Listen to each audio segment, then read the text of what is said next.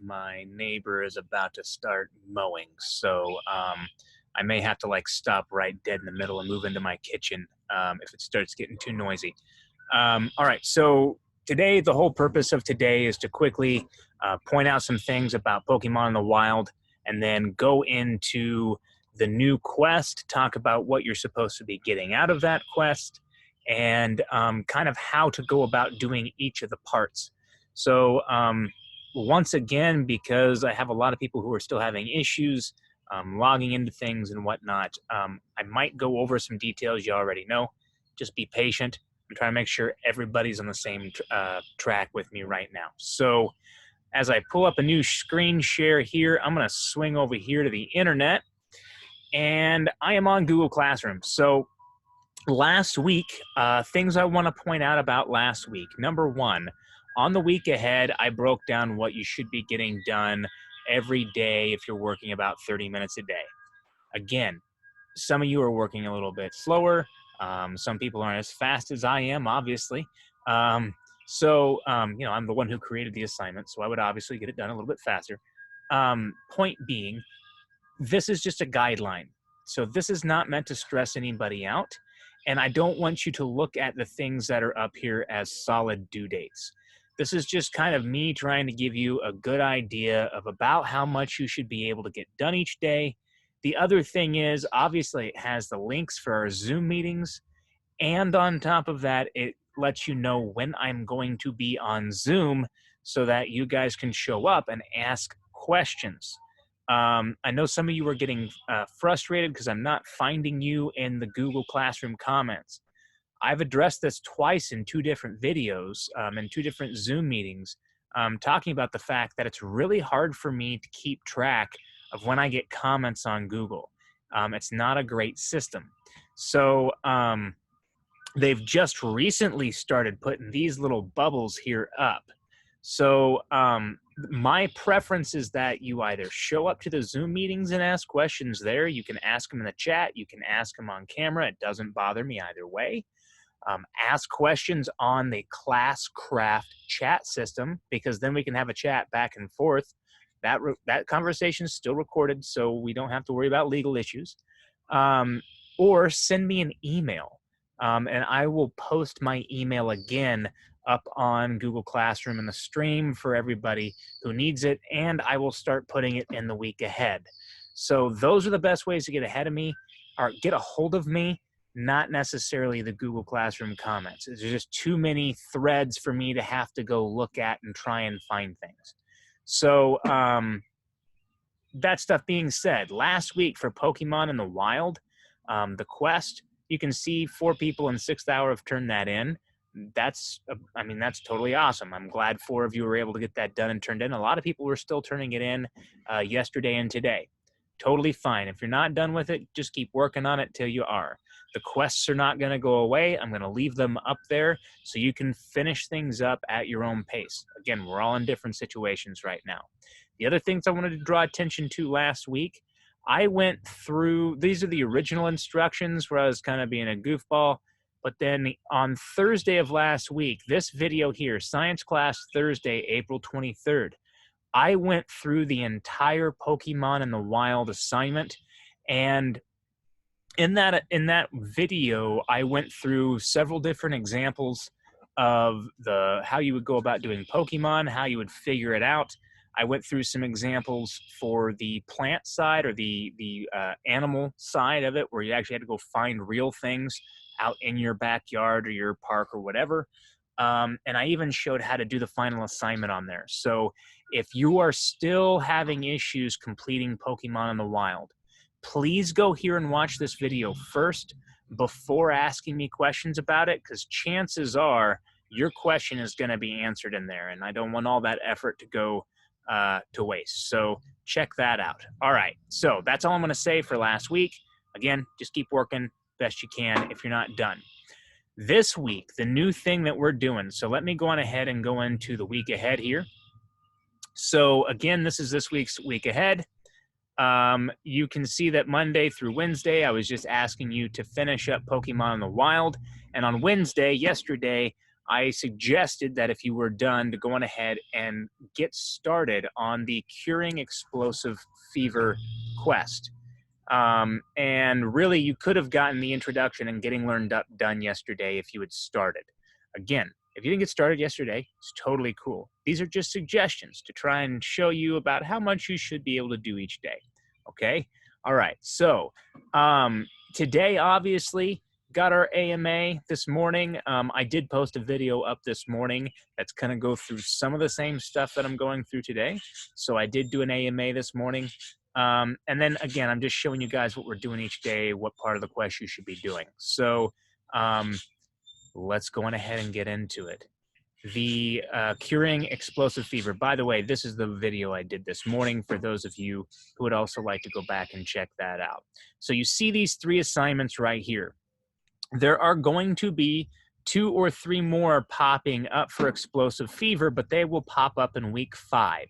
Okay, so I am trying to organize this on about a pace that you should be getting it done. Okay, so that will be popping up here. So here's how I am telling you all to go about doing these things. I need you in Classcraft, and that lets you know what to do and when. And that also gives you the fun story with it. It gives you the map and all the different features. Okay, so when we go to Classcraft, which is where we need to go, so that's what I'm gonna do now. Do.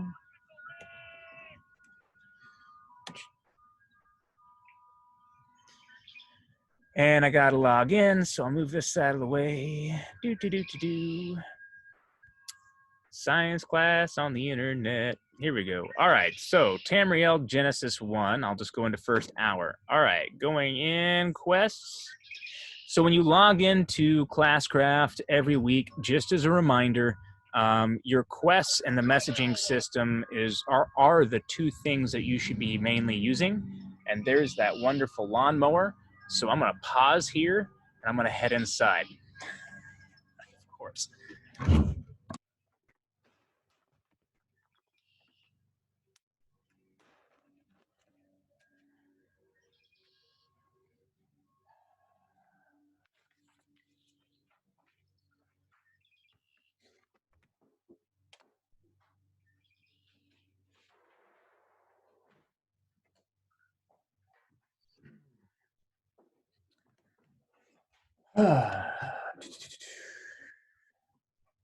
Let me come up here and just make sure.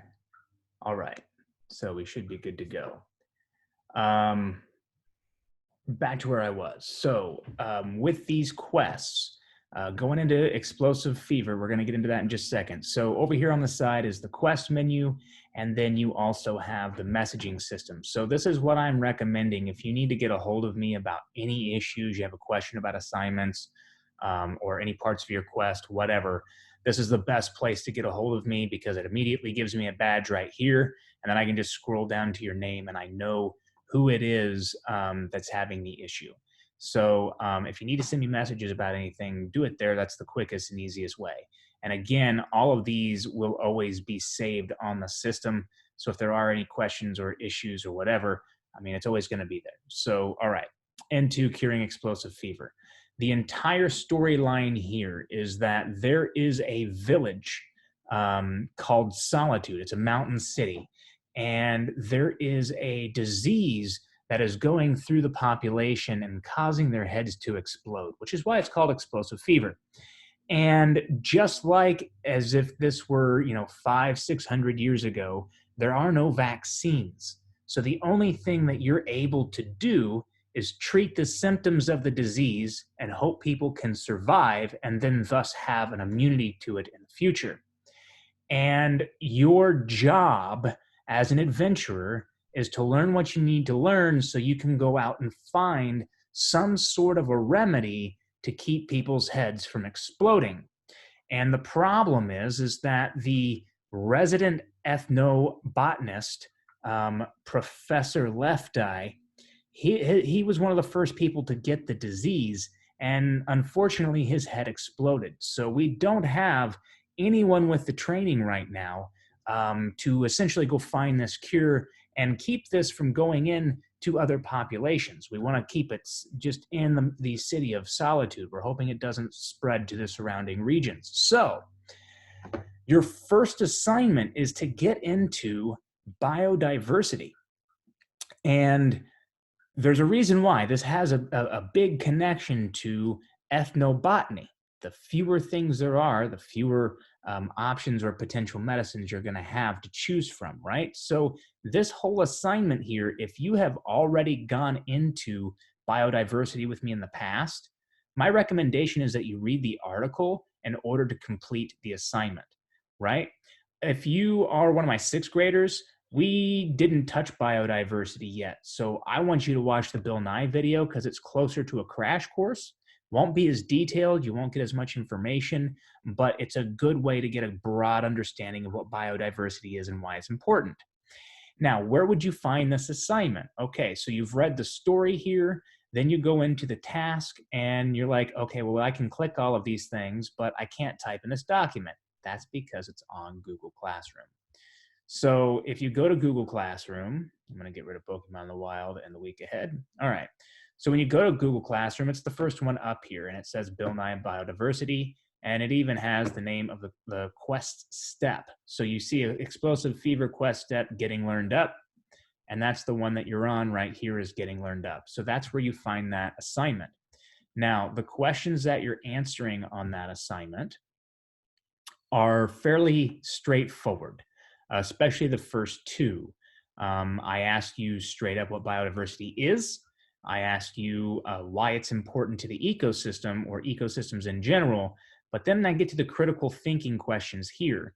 You might not necessarily find these in either the video or the article. That's why they're critical thinking questions. You have to think about what you know, what you've learned about, what you reviewed in either of the two sources I gave you, and really try to figure out, well, if we don't have biodiversity, what could happen? And start going through some scenarios in your head. So you're just doing a little bit of deep think here. Maybe spend 2 or 3 minutes thinking about these questions before you answer. Maybe rewrite your answer a couple of times until it starts to make a lot more sense to you, right? So think about questions 3 and 4. That's what they're there for. Then the next, all of these, by the way, are self-paced. So once you are done, you are able to move on to getting learned up to 11. And that is, again, you've got your story here. This task moves into something different. So you obviously have the importance of biodiversity from the last assignment, getting learned up. But this time you're going to get more familiar with the other important idea needed to complete the quest, which is that of ethnobotany. Botany is the study of plants, and ethnobotany is more of the study of plants in a general area and how they impact local ecosystems and how they impact your health, how you can use them for medicines and things like that.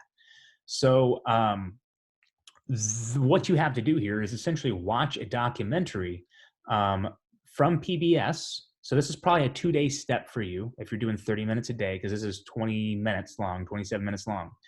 And this documentary here is about some people in Wyoming. This is from PBS, by the way, KCTV.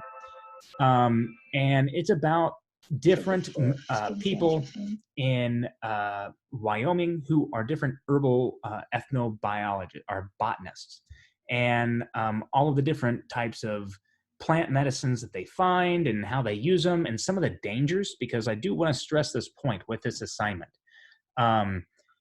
Even things like dandelion root, you have to be careful with. You can't just eat these things or consume these things in large quantities.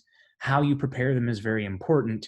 And it takes people, ethnobotanists and things like that, who have a lot of experience to actually be able to prepare these correctly without causing harm. The example I will give you is, just regular Tylenol.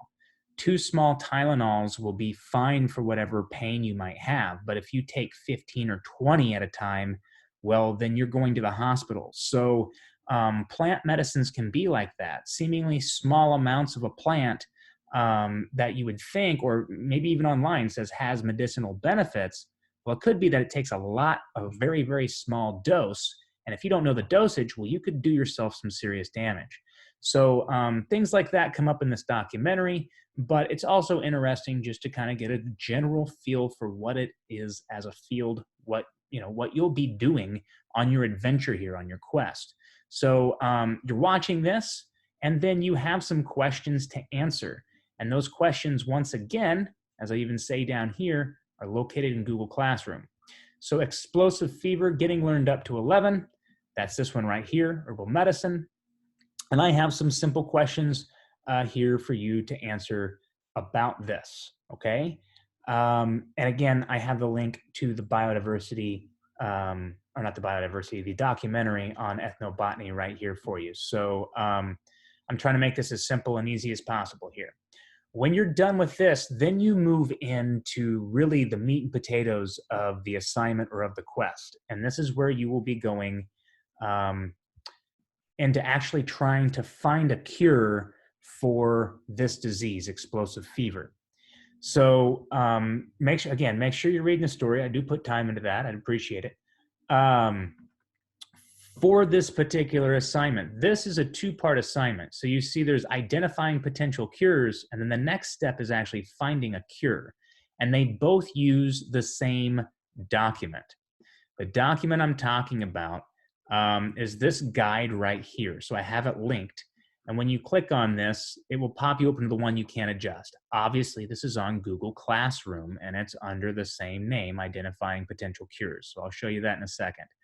But this is the assignment that you will be doing. Up here, I have the symptoms of explosive fever, which is high fever, severe swelling of the tongue, inflammation of the cranium, explosion of the noggin, right? So I kept it pretty simple. You could probably also say increased blood pressure, because that would kind of go with the swelling and inflammation, right? So the things to pay attention to: inflammation, swelling, high fever, high blood pressure. That's what you're trying to treat. Again, you're not going to actually find a cure. You're going to have to try and treat the symptoms and keep people alive so that their bodies can come up with their own immunity. So this is about keeping people alive long enough to, build up that immunity so then they can go out and fight the virus later on. So what you're doing is this. I give you some instructions, but basically you're going to use these two medicinal guides here to find some plants that might treat those symptoms. And this one right here is just a list of different things and are plants that you'll find here in North America and what they've been traditionally used for. So you have to read the descriptions. If your head is starting to swell and you have a high fever, something that relieves itching and skin rashes is probably not going to be the right thing. So don't just pick any random things on here. Find things that specifically address the symptoms of the disease, okay? And this isn't the only link. There's another one, and this is one of the few times I say you can actually use Wikipedia, because Wikipedia has a fairly decent, and this is the first one on here, list of different plants. It's in alphabetical order, and it gives you a quick description on what they've been used for. And you can just scroll down until you find the things that match what you're looking for.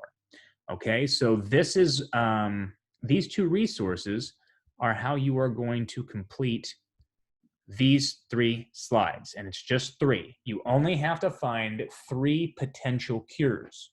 Okay, and you'd put the name up here. Tell me where you would find them in the United States. Tell me how they're used, like what they're used for. What part of the plant is useful. For dandelions, the root, leaves, and the flower are all edible, but the leaves don't have any medicinal benefit. The roots and flowers, however, do. So, make sure you tell us how it's prepared. Maybe you have to grind it up into a paste and then apply, you get it. And then how is it used? What may be useful for explosive fever? Like, you're going to get a list. Some things might have 5 or 6 different reasons they're used. List the ones that are useful for just the disease. So, it's an anti-inflammatory. Put that down.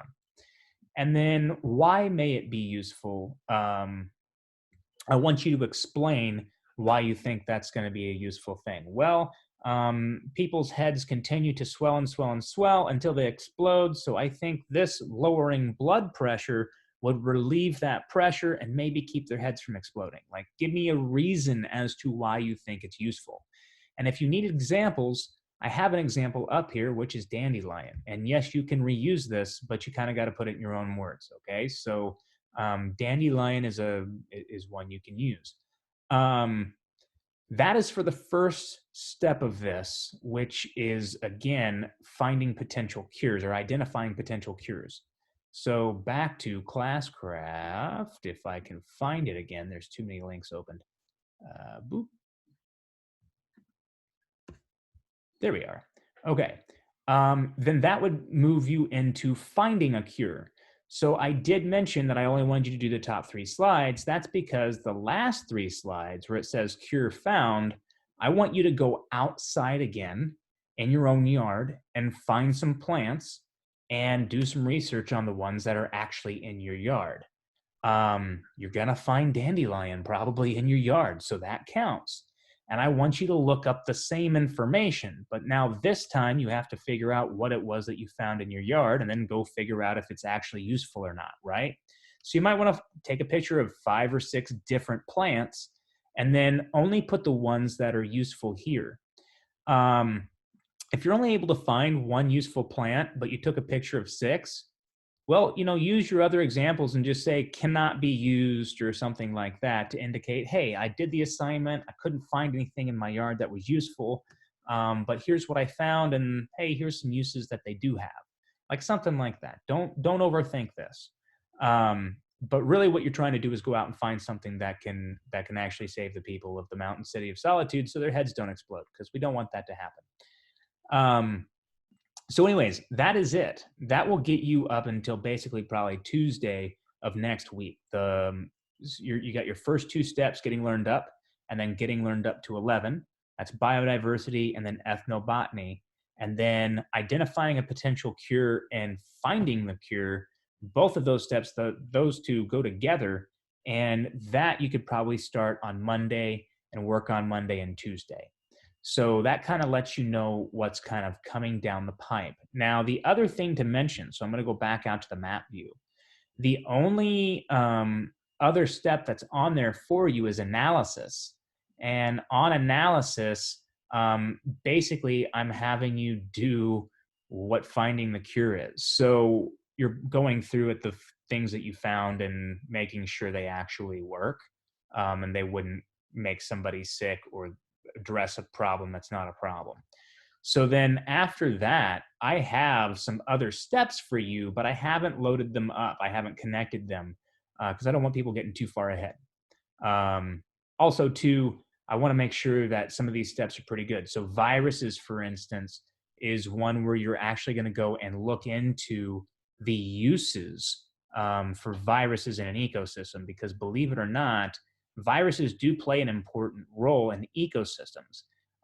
So this is kind of a step for you to sit there and think about a little more deeply, something that you probably normally wouldn't. Like, why do viruses exist at all? Are they all bad? Are they all good? Are they a mix in between? Are they mostly bad? So that's what that's all about. I figured it's probably a good idea to go ahead and go into that anyways, given our current situation. And then I'm going to have one more step where you're just kind of thinking about all of this holistically. So overall, 1, 2, 3, 4, 5, 6, 7 total steps for this quest, and then that will get us basically through week 5. So that's what you have to look forward to next week. About Wednesday, I will release the last 2 steps of this quest. I will be on tomorrow for an AMA for anybody who has any additional questions on how to complete this, or you're getting tripped up on another assignment or whatever. Any question you have, I will be on tomorrow morning at 7:30 in the morning. Yeah, that's all I have for you guys. So does anybody who is on currently have any questions? You can type them in the chat if you like, or sound off.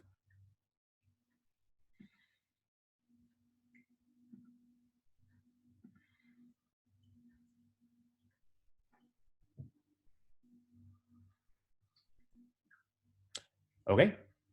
Well, if no one has any questions, the next time I will see you is either tomorrow morning or sometime next week if you don't tune in. So have a wonderful weekend. Get out there and enjoy the beautiful weather. That's why I keep doing these outdoor quests. I want you guys out there and getting some vitamin D. And other than that, see y'all later.